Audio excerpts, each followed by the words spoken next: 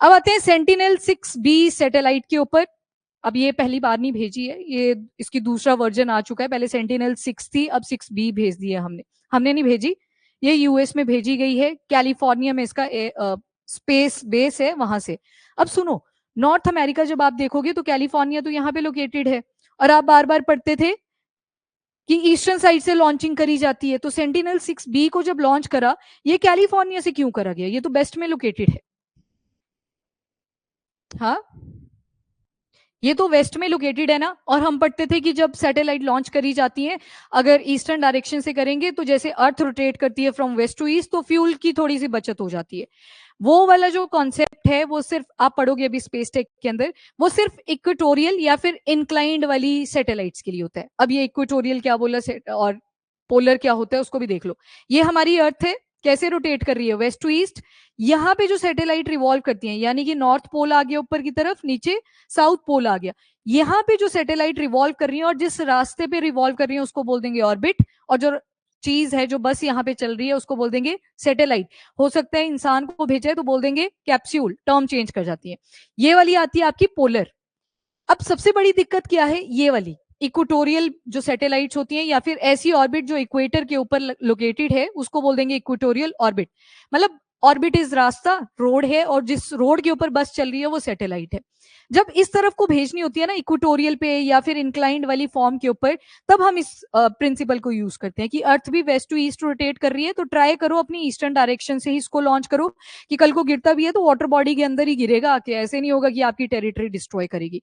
पर अभी जो लॉन्चिंग करी गई सेंटिनल-6B सैटेलाइट्स की, इसको करा गया है कैलिफोर्निया के स्पेस बेस से। वहां पे भी कौन सा है, तो वेंडनबर्ग स्पेस फोर्स बेस। यहां से इसको जब लॉन्च करा गया, रीजन सुनना अब ध्यान से, ये वाली सैटेलाइट भेजी है हमने पोलर ऑर्बिट के अंदर।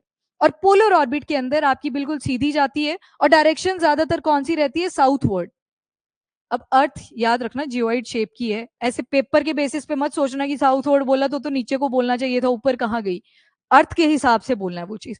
तो जब आप पोलर ऑर्बिट में भेज रहे हो, साउथवर्ड डायरेक्शन में भेज रहे हो, फिर आपको ये फ्यूल बचाने की जरूरत नहीं पड़ती, क्योंकि वो लॉन्गिट्यूडनली जा रही है, वो 90 डिग्री पे जा रही है, वहां पे एंगल बन ही नहीं रहा।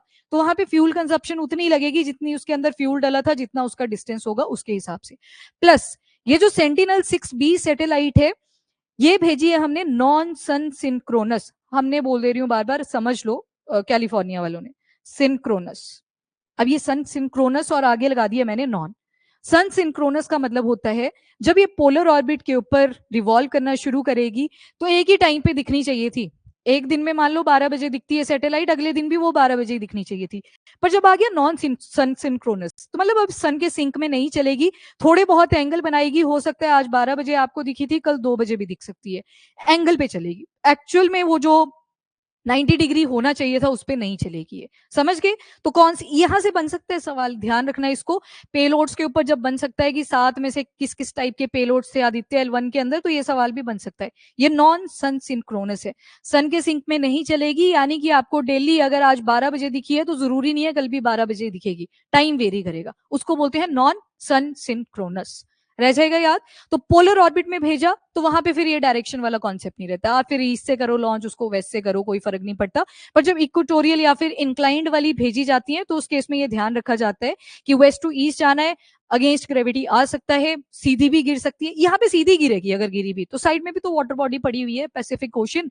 और इस इंडिया के केस में देखोगे, यहाँ पे यहाँ से लॉन्चिंग करोगे तो यहाँ पे जाके वाटर बॉडी है बे ऑफ बंगाल, पर पॉसिबिलिटी है कि यहाँ पे भी गिर सकती है, क्योंकि ज्यादातर हम इक्वेटोरियल वाली ही लॉन्चिंग करते हैं, पोलर वाली नहीं करिए। और हमारे जो बेसिस है, आपने सुना होगा केरला में भी एक बेस है, पर वो तो वेस्ट डायरेक्शन में आ गया। पर जब आप सैटेलाइट के एग्जाम्पल देखोगे, वो पोलर वाली सैटेलाइट थी, यानी उनको पोलर ऑर्बिट्स में भेजा गया था। तो हमारा तो यहाँ पे खैर बेस है श्रीहरिकोटा में, तो हम वहीं से लॉन्चिंग करते हैं, क्योंकि पोलर के लिए जरूरी नहीं है कि आपकी वेस्ट होनी चाहिए ईस्ट होनी चाहिए। यहाँ पे ये फॉर्मूला ज्यादा सुटेबल होता है अगर आप देखोगे इक्वेटोरियल वाली। इतना क्लियर हो गया सभी को, क्यों इसको वेस्ट से भी लॉन्च करा जा सकता था? तो ये रीजन था इसके पीछे। एक तो नॉन सिंक्रोनस है कि एंगल बनाएगी आराम से, जरूरी नहीं है कि आपकी 90 डिग्री पे ही घूमनी चाहिए, एक ही टाइम पे दिखनी चाहिए, वेरी कर जाएगा। नाउ आता है पर्पस। ये जो सेंटिनल-6B सैटेलाइट्स हैं, इनको लॉन्च किस लिए करा, क्या इसके पीछे का रीजन है? ओशन स्ट्रक्चर्स को स्टडी करना। सी लेवल राइज हो रहा है, तो जो यूएसए का नासा आ गया, बॉडीज याद रखिएगा, सवाल बनते हैं, इसी वजह से पढ़ा रही हूँ। और यूएस का ही एक NOAA, ये पहले पढ़ा है कभी? NOAA पढ़ा है, एक दिन पढ़ा है, किसी ने बोला था और क्लास में से शायद जब हम आंसर राइटिंग की प्रैक्टिस कर रहे थे रिवीजन वाली क्लास में, क्लाइमेट चेंज के साथ पढ़ा था ये कि ये, हाँ, जब डेटा प्रोवाइड करते हैं ये लोग की, तो एक बॉडी का आप यूज कर सकते हो। तो नासा की ये बड़ी पॉपुलर सी बॉडी है, नेशनल ओशनिक एटमॉस्फेरिक एडमिनिस्ट्रेशन। मतलब ओशन से रिलेटेड जो भी जानकारी आपको चाहिए, इनकी वेबसाइट पे आप विजिट कर सकते हो। इवन जो सेंटिनल-6B थी उसमें यूएसए का नासा तो इन्वॉल्व था ही, क्योंकि लॉन्चिंग करनी थी। एंड ओशन स्ट्रक्चर को स्टडी करना है, सी लेवल राइज कितना हो रहा है, बायोडिवर्सिटी लॉस कितना कर रहा है, अराउंड जो 80% सीज का स्ट्रक्चर है, यानी कि पैसिफिक, अटलांटिक, इंडियन ओशन, सभी को ये सेंटिनल-6B सैटेलाइट स्टडी करेगी।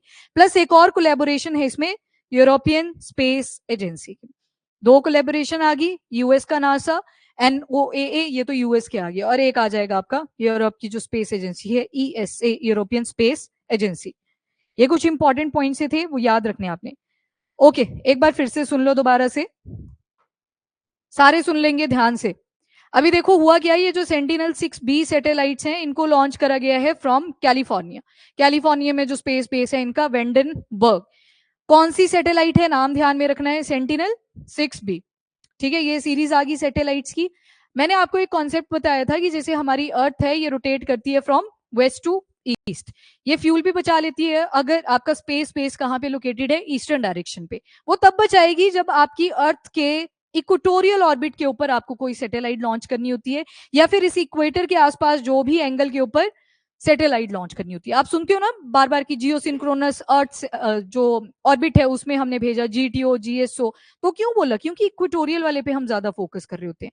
ये जो सेंटिनल-6B है इसको वेस्टर्न डायरेक्शन से लॉन्च कर दिया गया, क्योंकि इसको जाना था पोलर ऑर्बिट में, और पोलर ऑर्बिट बिल्कुल जो हमारी सैटेलाइट है वो जाती है लॉन्गिट्यूडनल, तो वहां पे कंज्यूम नहीं करना होता फ्यूल, जितना लगना है वो लग ही जाता है।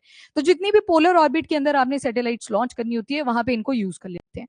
अब ये जो सेंटिनल-6B है किसने लॉन्च करा है, तो यूएस का नासा आ गया, और दूसरी body national oceanic atmospheric administration, जैसे जिनका प्री क्लियर हो जाता है, मेंस लिखना होता है, उनको ये बॉडी याद करवाई जाती है कि जब भी ओशन रिलेटेड अगर डाटा आपसे पूछा जाएगा कि सी लेवल राइज हो रहा है तो कितना %, वो कौन डाटा प्रोवाइड करता है, वहां पे NOAA के बारे में बताते हैं कि इसको लिखना है जरूर से।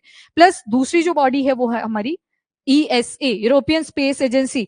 इस बॉडी को ध्यान में रख लेना, इसमें नाम में लिखा है ओशनिक एटमॉस्फेरिक, तो ओशन जब सी लेवल राइज करेगा एक्सट्रीम धूप के पैटर्न आएंगे, इवेपोरेशन और एक्सट्रीम करेगा, साइक्लोन, हरिकेन, आपके जो टाइफून्स हैं उनका नंबर भी इंक्रीज करेगा। तो उस सारी चीजों को स्टडी करेगी सेंटिनल-6B सैटेलाइट।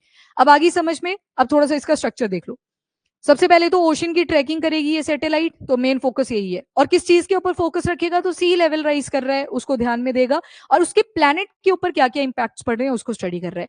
इंपैक्ट क्या क्या आ गया, बायोडाइवर्सिटी लॉस आ गया, देन आपके ये जो एक्सट्रीम वेदर पैटर्न आ रहे हैं आज के टाइम पे उस पर फोकस आ गया, सुनामीज आ रही है ना आज के टाइम पे, क्यों, वाटर का लेवल इंक्रीज कर रहा है, सुनामी तो बढ़ेगी इंडीड। देन सेंटिनल-6B जो है ये क्या करेगा, तो सेंटिनल-6 माइकल, अब ये कौन है माइकल फ्रेलिक, तो ये नेशनल ओशनिक एटमॉस्फेरिक एडमिनिस्ट्रेशन के हेड थे 2006 से 2019 तक, उन्होंने ये कॉन्सेप्ट लाया था सेंटिनल-6 सीरीज का, तो वहीं से चलता रहा है। सेंटिनल से लेना देना नहीं है इसका, वो ट्राइब्स हैं अंडमान एंड निकोबार में जो आप पढ़ते हो, ये सेंटिनल-6B लिखा हुआ है। देन अर्थ को ये कितनी स्पीड पे ऑर्बिट करने वाला है, तो 7.2 किलोमीटर पर सेकेंड, एक सेकंड के अंदर ये 7.2 किलोमीटर कवर कर लेगा। आपने फिजिक्स में एक कॉन्सेप्ट पढ़ा होगा एक टाइम पे, एस्केप वेलोसिटी, याद है किसी को, क्या बोलती थी? Thank you so much. कितनी, देखो एस्केप वेलोसिटी है 11.2 किलोमीटर पर सेकंड। जब फिजिक्स के टीचर ने आपको पढ़ाया होगा, इसमें बोला जाता है कि आपको अगर फेंक दिया जाए 11.2 किलोमीटर पर सेकंड की स्पीड से, तो आप कभी वापस नहीं आएंगे। बॉल का एग्जांपल लिया जाता था, तो आप इसको इमेजिन कर सकते हो कि 7.2 किलोमीटर पर सेकंड की स्पीड को भी अचीव करा जा सकता है। तो इतनी स्पीड से ये रोटेट करेगा अराउंड द, रिवॉल्व करेगा अराउंड द अर्थ। रोटेट मतलब अपनी ही बॉडी की बात हो रही है, जैसे अर्थ अपनी ही एक्सिस पे रोटेट कर रहा है। रिवॉल्व मतलब उसके अराउंड कोई बॉडी जो है वो रिवॉल्व करी जा रही है। और कितनी टाइम में एक रेवोल्यूशन कंप्लीट होगा, तो 112 मिनट इसको लगेंगे। 112 मिनट मतलब लगभग 1 घंटा 1.5 मिनट, 1 घंटा और आधा घंटा, मतलब कितना हो गया, 1.5 घंटा, 1.5 घंटा, ठीक है, तो उतने में ये कवर कर लेगा, एक चक्कर लगा लेगा, क्योंकि 7.2 और अर्थ को रोटेट करने में कितना टाइम लगता है? 24 घंटे। पर रिवॉल्व करने में कितना टाइम लगता है अराउंड सन? 365 दिन। तो वही चीज है यहाँ पे, अर्थ का एक चक्कर लगा लेगा 112 मिनट के अंदर। स्पीड है 7.2 किलोमीटर पर सेकेंड की। डन।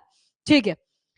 नाउ क्या चीजें प्रोवाइड करेंगी? तो जितने भी हमारे ओशंस हैं 90% डाटा ये सेंटिनल-6B ही डाटा प्रोवाइड कर देगी। अब इसके बाद ये आ गई सबसे इंपॉर्टेंट चीज, कंपोनेंट होती है किसी भी सैटेलाइट की जब आए, तो इसमें 6 ऑनबोर्ड साइंस इंस्ट्रूमेंट है। हरियाणा में ये नंबर स्पेसिफिक पूछा गया था, क्योंकि वो रिसेंट वाला पेपर था ना जिसमें पूछी गई थी टेक, इसीलिए मैं उनका ज्यादा एग्जाम्पल ले रही हूँ। तो 6 ऑनबोर्ड साइंस इंस्ट्रूमेंट इसमें लगे हैं। 2 फिक्स सोलर एरे हैं, मतलब जब इस सैटेलाइट को लॉन्च करा गया तो इसके ऊपर ऐसे 2 सोलर पैनल्स को आप सोच सकते हो। सोलर पैनल का या सोलर एरे का क्या काम रहेगा? सनलाइट का यूज करके उसको कन्वर्ट करेगा इनटू इलेक्ट्रिसिटी और फिर पावर जनरेट करवाएगा। Solar array plus 2 deployable solar panels लगे हुए हैं। अब लिखा है डिप्लॉयबल सोलर पैनल्स, यानी कि ये 2 पैनल तो आपको दिख रहे थे जो फिक्स वाले हैं। डिप्लॉयबल का मतलब है जब सैटेलाइट अपनी ऑर्बिट के अंदर पहुंच जाएगी फिर इनको ओपन करवाया जाएगा। अभी ये पैक है एक बक्से के अंदर, फिर बाद में जाके ये खुलेंगे। तो डिप्लॉयबल सोलर पैनल्स मतलब अगर एक्स्ट्रा एनर्जी चाहिए होगी तो उस टाइम पे इनको ओपन करवा दिया जाएगा। जब ऐसे लगेगा कि ये जो फिक्स सोलर एरे लगाए थे ये ठीक से काम नहीं कर पा रहे हैं, तो ये डिप्लॉयबल वाली फॉर्म यूज होगी। और इसको कहाँ पे मूव करना है? तो लॉन्गिट्यूड, बोला ना मैंने, लॉन्गिट्यूडल जो डायरेक्शन है पोलर ऑर्बिट में जब लॉन्चिंग करी जाती है तो लॉन्गिट्यूड वर्ड आएगा। और नॉन सन सिंक्रोनस ऑर्बिट में ये रिवॉल्व करेगी। नॉन सन सिंक्रोनस लग गया ना अब कॉन्सेप्ट पता? पोलर ऑर्बिट के अराउंड ही मूव करेगी, पर एक टाइम पे आपको अगले दिन भी दिखे वो चीज इसमें नहीं आएगी। थोड़ा सा इंक्लिनेशन बनेगा, पर इंक्लिनेशन का मतलब होता है एंगल बनेगा। एंगल किसके अराउंड? पोलर ऑर्बिट के अराउंड ही रहेगा। ऐसे नहीं कि इक्वेटोरियल पे पहुंच गया, वो चीज नहीं होगी यहाँ पे। डन। तो ये कुछ पॉइंट्स थे जो सेंटिनल-6B को लेके थे, ध्यान में रखना। टाइम पीरियड कितना रहने वाला है? तो 5.5 साल का रहेगा कि ऑर्बिट करेगा, उसके बाद शायद ये डिफंक्ट कर जाए, अनटिल और अनलेस इसके साथ कोई स्पेस डेब्री आके टकरा नहीं जाती, तब तक ये सेफ ही रहेगी। सिग्निफिकेंस क्या रहेगा? अब देखो आप ओशन के स्ट्रक्चर को स्टडी कर पा रहे हो तो उससे आपको एक्सट्रीम वेदर पैटर्न्स का पता लगेगा। कल को कोई कैलेमिटी आएगी आपको पहले ही वार्निंग मिल जाएगी। अर्ली वार्निंग सिस्टम आपके इंप्रूव करेंगे। वेदर फॉरकास्टिंग और फ्लड प्रिडिक्शन आप बेटर कर सकते हो। डन। अब देखो सी लेवल राइज जब होता है तो आपने कई जगह पढ़ी थी, जैसे सेचेल्स आप एक दिन गए थे, वहां पे क्या देखा था कि जो पहाड़ी होती है वो डायरेक्टली आपके समंदर के साथ ही कनेक्टेड होती है। जगह नहीं होती यहाँ पे कि आए वॉक कर लेंगे थोड़ी देर के लिए, नहीं, ऊपर से गिरेंगे तो सीधे पानी में गिरेंगे। कई बार यहाँ पे लैंड स्लाइडिंग्स होती हैं, कई बार लैंड स्लाइड बड़े लेवल पे हो जाती है, उससे भी सुनामी ट्रिगर करती है। छोटी सुनामी होती है पर ट्रिगर कर जाती है, सुनामी नहीं आई फ्लड्स ट्रिगर कर जाते हैं। तो ये सारे रीजन इसके पीछे रहते हैं जिनको सेंटिनल-6B अब स्टडी करेगा। डन।